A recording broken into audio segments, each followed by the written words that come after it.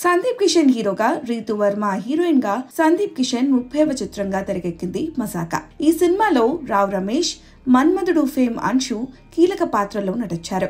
వరుస బ్లాక్ బస్టర్ల సినిమాల తర్వాత డైరెక్టర్ త్రినాథ్ రావు డైరెక్ట్ చేసిన సినిమా కావడం, ప్రమోషనల్ కంటెంట్ కాస్త ప్రేక్షకులను ఆకట్టుకునేలా ఉండడంతో ఈ సినిమా మీద అంచనాలు ఏర్పడ్డాయి. ఆ అంచనాలను మరింత పెంచేలా ప్రమోషన్స్ చేసింది సినిమా టీం. ఈ క్రమంలో ప్రేక్షకులు అంచనాలను ఈ సినిమా అందుకుందా, ఎంతవరకు ప్రేక్షకులను ఆకట్టుకుంది అనే వివరాలు తెలియాలంటే రివ్యూ చూసేద్దాం పదండి.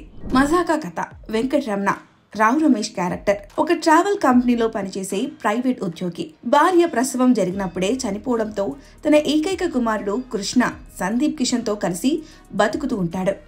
ఎప్పటికైనా ఒక ఫ్యామిలీ ఏర్పరచుకొని ఆ ఫ్యామిలీ ఫోటో ఇంట్లో పెట్టుకోవాలనే ధ్యేయంతో ఈ తండ్రి కొడుకులు అదే పనిలో ఉంటారు. కృష్ణకు పెళ్లి చేయాలని ప్రయత్నాలు చేస్తుంటే ఇద్దరు మగవాళ్లే ఉన్న ఇంటికి ఆడపిల్లను ఎలా పంపించాలి అని పెళ్లి కూతుళ్లు తల్లిదండ్రులు అడుగుతూ ఉంటారు. దీంతో లేటు వయసులో పెళ్లి చేసుకునేందుకు వెంకటరమణ సిద్ధమవుతాడు. సరిగ్గా అదే సమయంలో యశోద అంశు పాత్ర మొదటి చూపులోనే చూసి ఇష్టపడతాడు. ఆమెతో ఎలా అయినా 7 అడుగులు వేసేందుకు ప్రయత్నాలు చేస్తాడు. మరోపక్క కృష్ణ తాను చదివిన కాలేజ్లోనే చదువుతున్న మీరా అంటే రీతు వర్మను కూడా మొదటి చూపులోనే ఇష్టపడి ఆమెను ప్రేమించి వివాహం చేసుకోవాలని అనుకుంటాడు. ఇలా తండ్రి కొడుకులు ఒకే సమయంలో ప్రేమలో పడి వారి ప్రేమను గెలిపించుకునే ప్రయత్నం చేస్తారు.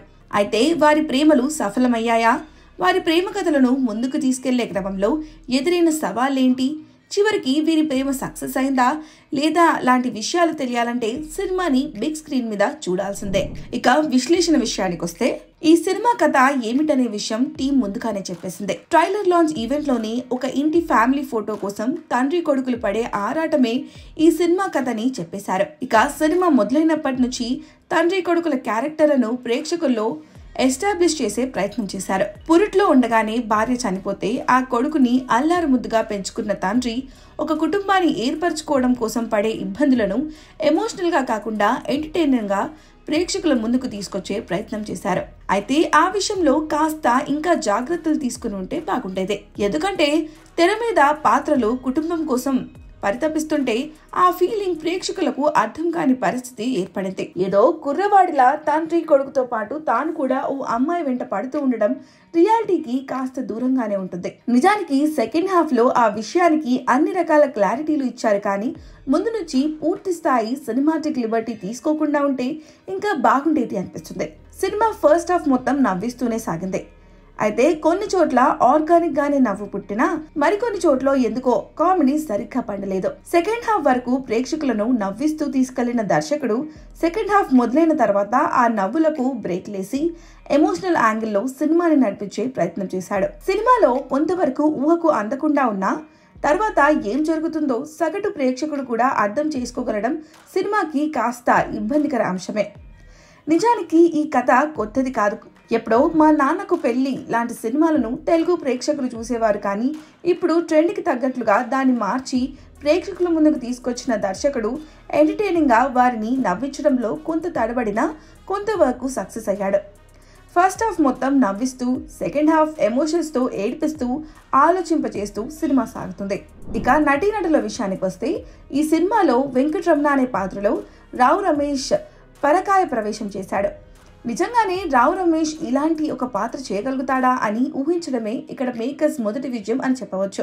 అంతలా మనోడు ఆ పాత్రలో ఏమిటిపోయాడు. తర్వాత సందీప్ కిషన్ కూడా తనకి బాగా అలవాటైన కుర్రాడి పాత్రలో ఒదిగిపోయాడు. రీతు వర్మకు పెద్దగా నటించే స్కోప్ దొరకలేదు, కానీ అంశు ఉన్నంతలో మొప్పించింది. మురళీ శర్మ కూడా బాగా అలవాటైన పాత్ర కావడంతో ఆడేసుకున్నాడు. ఇక శ్రీనివాస్ రెడ్డి, హైపర్ ఆది వంటి వాళ్ళు ఉన్నా పూర్తిగా కామెడీకి వాడుకోలేదు. ఉన్న కొద్ది సీన్లలో వారి చేత నవ్వించే ప్రయత్నం చేశారు. మిగతా పాత్రధారులు పర్వాలేదు అనిపించారు. ఇక టెక్నికల్ టీం విషయానికి వస్తే డైలాగ్స్ చాలా వరకు క్యాచీగా ఉండడమే కాదు నవ్వు తెప్పించేలా ఉన్నాయి. ఎమోషనల్ డైలాగ్స్ కూడా పేజీలు లేకుండా చాలా క్రిస్పీగా ప్రేక్షకులకు కనెక్ట్ అయ్యేలా రాసుకోవడంలో టీం సక్సెస్ అయ్యింది. సినిమాలో సినిమాటోగ్రఫీ విషయానికి వస్తే మంచి కలర్ఫుల్ గా ప్రేక్షకుల ముందుకు తీసుకురావడంలో సక్సెస్ అయ్యారు.